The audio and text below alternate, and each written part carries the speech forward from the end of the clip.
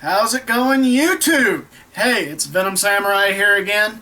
I've been on this kick for the last couple days where I've been watching a lot of horror game Let's Plays, and the one that just absolutely has struck me as being the all-time great sort of idea for a horror game has been Five Nights at Freddy's, which I know everybody's heard, 50 million guys. You've seen Jacksepticeye play it, you've seen Markiplier play it, you've seen the teens react, you've seen the elders react. Well, here's what I'm here to do today. I am not going to play the game for you. First off, I don't know how to do that. I don't know how to record myself playing a game. I know I'm ancient when it comes to stuff like this. I don't have that editing software. I've told you this already. We're not going to go over it again. What I am going to pitch to you today, and this is to my friends on YouTube. These are to the people on YouTube who, they love Five Nights at Freddy's. They love the two sequels, and they really want to see this idea come to fruition. I want to make a Five Nights at Freddy's movie. Yes, that's right, a Five Nights at Freddy's horror movie. Now, I've already got an idea in place. And, if you guys have any add-ons to the idea, or if you want to switch it up, by all means, let me know in the comments below, and maybe we can get a Kickstarter going, maybe do something to get this together, because it should be easy to do. Okay, first off, we all know the basic story of Five Nights at Freddy's. Security guard locked in a Chuck E. Cheese style pizzeria late at night. He has to stay from midnight until 6 a.m. And in that amount of time, the animatronics try to break into his office and stuff him into a Freddy Fazbear suit, which would indelibly kill him. But I came up with a way to make this a palpable horror movie, and I want to see if you guys can add to it, take away from it. Give me some feedback. Okay, so we start off with Jeremy Fitzgerald. He's going to be our protagonist, our security guard. Jeremy is your punk teenager. Your standard everyday punk teenager. This is a summer job for him. This is something for a week to make $100 so that he can go do whatever a kid with $100 can do. So that's him. He's going to have 3 friends, one of which is going to be his girlfriend. We have to at least have a girlfriend in there somewhere. But his 2 other friends, we're going to have the drunk, and we're going to have the nosy guy. Well, we're going to have the drunk and we're going to have the pervert. Let's make it that way. That way we can work a little bit of a love scene in there with Jeremy and his girlfriend, and that way it kind of becomes more, what's the word I'm looking for here? More ironic that the guy ends up getting geeked. So, he's working Freddy Fazbear's. So he's in there on 3rd shift. There is no rule in the Freddy Fazbear's employee manual saying that he can't have friends over to keep him company while the restaurant is closed. Now, at this point, we're going to change the story up a little bit. We're going to say that all the animatronics are locked into a specific room. This is the first night. The first night, nothing's going to happen. The friends, the drunk, he's, partying with the guys on the other side of the restaurant, while dude Jeremy, he goes back in and out of the office to check the camera occasionally. All that sort of fun stuff. Now, these animatronics are locked off, and it's a rule that the employees don't unlock that door before they leave. They are to lock that door and leave it alone. Well, on the second night, they leave the door unlocked, but they don't leave it open. And drunk guy, he, of course, is drunk and hazy, so he doesn't read signs very well. And he wanders in there thinking it's a bathroom. So, of course, he wanders in there. He's met with the animatronics. The animatronics take him and they kill him by stuffing him into a toy Freddy suit. Now we're gonna stick with the original four. You know, Freddy, Chica, Bonnie, and Foxy.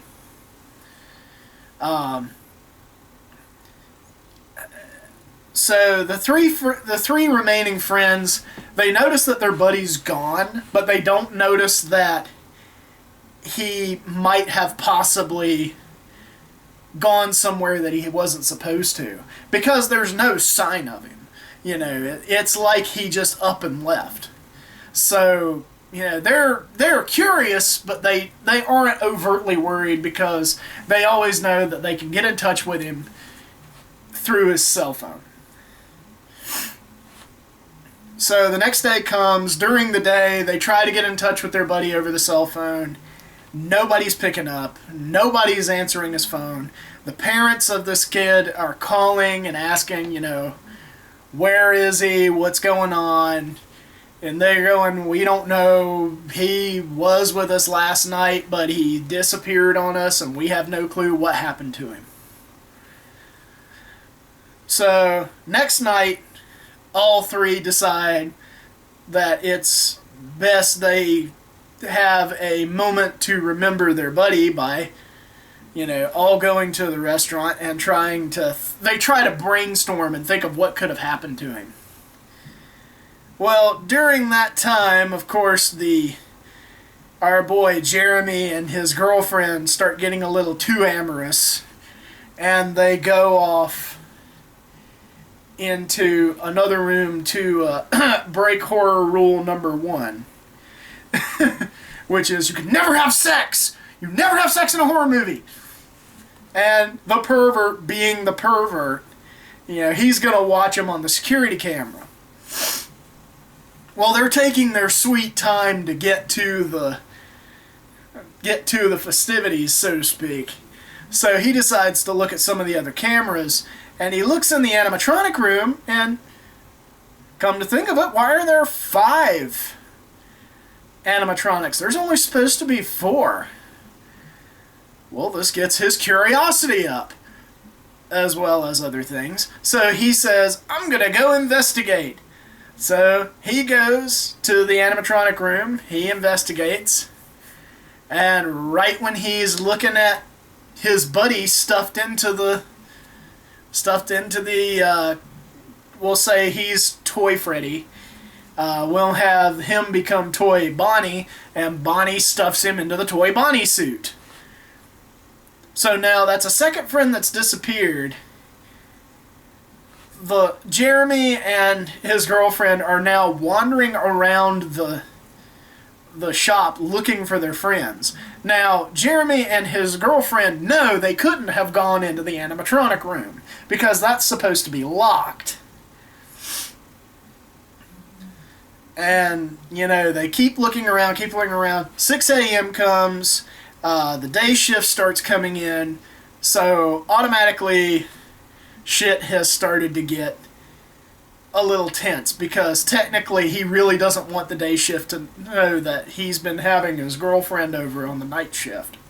So he sneaks her out the back.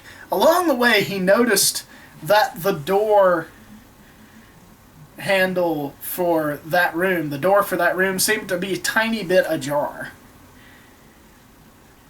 So he's kind of thinking something's up, but he's not really sure. You know, he's the typical dumb protagonist. Gee, I see all these signs, but I don't pay them any attention. It could just be a coincidence. You know, never mind that hockey mask wielding guy in the corner. But, you know, here we go. It's the 4th night at Freddy's. Now, this is where things start to get a little bit more tense because now the disappearance of these two friends have kind of strained Jeremy and his girlfriend's relationship. I haven't come up with names for these characters yet. I just call them the girlfriend, the drunk, and the pervert. And the main reason I say a drunk instead of a stoner, stoners are pretty lucid, so I wouldn't want to insult any of my friends that actually are stoners. I do not do drugs, by the way. I would like to point that out. I do not do drugs. I do drink occasionally, but that is not either here nor there because I am a casual drinker, not a hard drinker. Getting back onto my subject. Pardon me. So we're at fourth night. The relationship's feeling kind of strained. You know, Jeremy and his girlfriend, they're sitting in the security office. They don't want to wander around because they're not sure what's been happening to their friends. They know that the restaurant has something to do with it, but they're not sure what's going on. So, you know, they're sitting there, they're arguing, and somebody forgot to close the door to the animatronic room. The animatronics pick up on this, and they go, awesome, a chance to get out and go make people happy. Well, they realize that it's also after hours.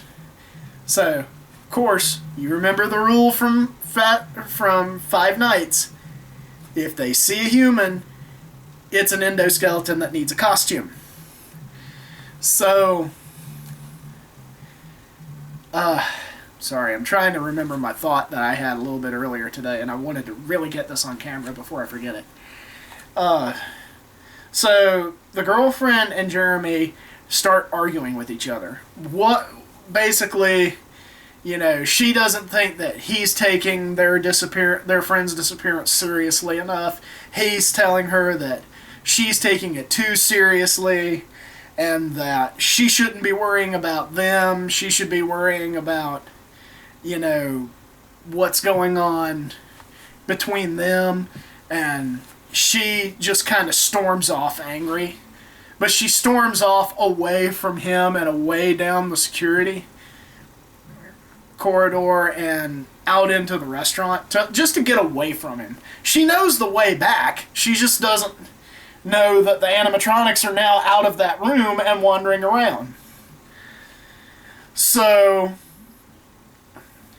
Jeremy's sitting there, he's watching the cameras, he's doing his job. He is keeping track of her more than he is of everything else. But then he starts to notice that the animatronics are out.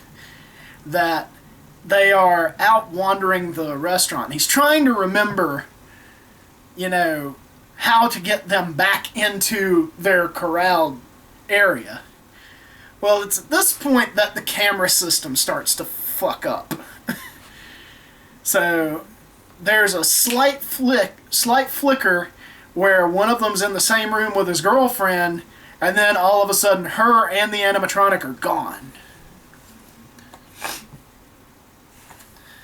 Now he knows what's happened, but he can't see what's happened. He doesn't know where they've taken his girlfriend or the other two or anything like that.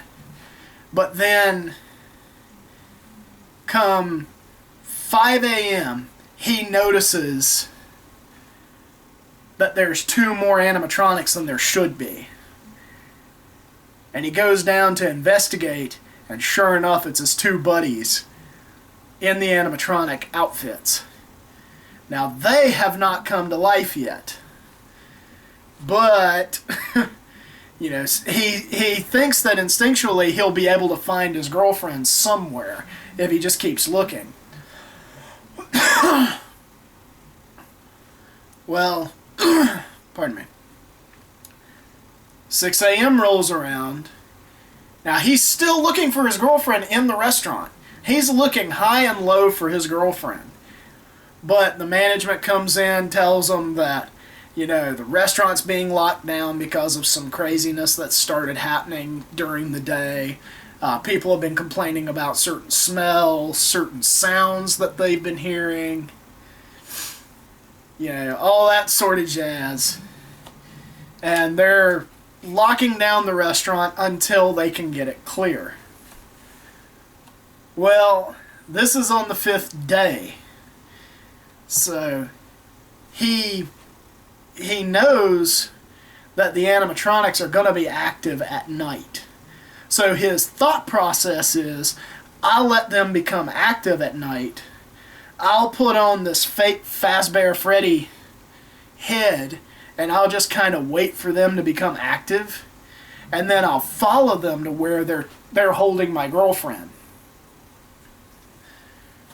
Well, he does just that. He follows them at that night, on the 5th night at Freddy's. He follows them down into this sealed off room. If you'll remember, in the 6th and 7th nights, they actually tell you that there is a sealed off room that the employees are not supposed to talk about. And it's actually on the 6th night at number in FNAF 3, I believe. But they say that there's a room that they're not supposed to go into anymore, that they're actually sealing off. Well, this is that room. You know, this is that room, and management hasn't found it yet. So he goes in and he sees his girlfriend has already been stuffed into a toy Chica suit, which, if you'll recall from Five Nights at Freddy's 2, that's the sexy Chica, if I'm remembering my denotations correctly. That's the sexy Chica. You know, the one that everybody had a flip out over because they didn't like her new redesign. But the only thing that hasn't been attached to her is the mask. And he sees her there, and he goes to try to rescue her, and he gets knocked back by one of the animatronics because they see him rushing toward her. So they think that he's another animatronic trying to get into that suit or something like that. Some little computer program in their brain is telling them that this is what needs to happen. So they knock him back. Oh, pardon me. I have a bag on the bed. And they finally attach the Chica head, which ultimately kills the girlfriend in front of him.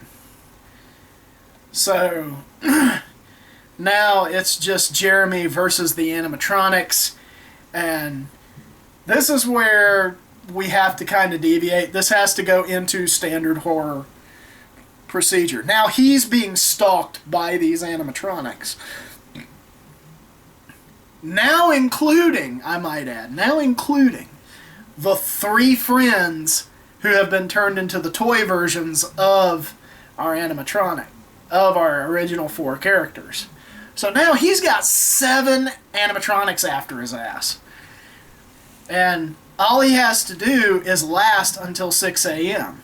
Because in the programming for these things, they automatically go into sleep mode for 6 a.m. That's what we'll say that anyway.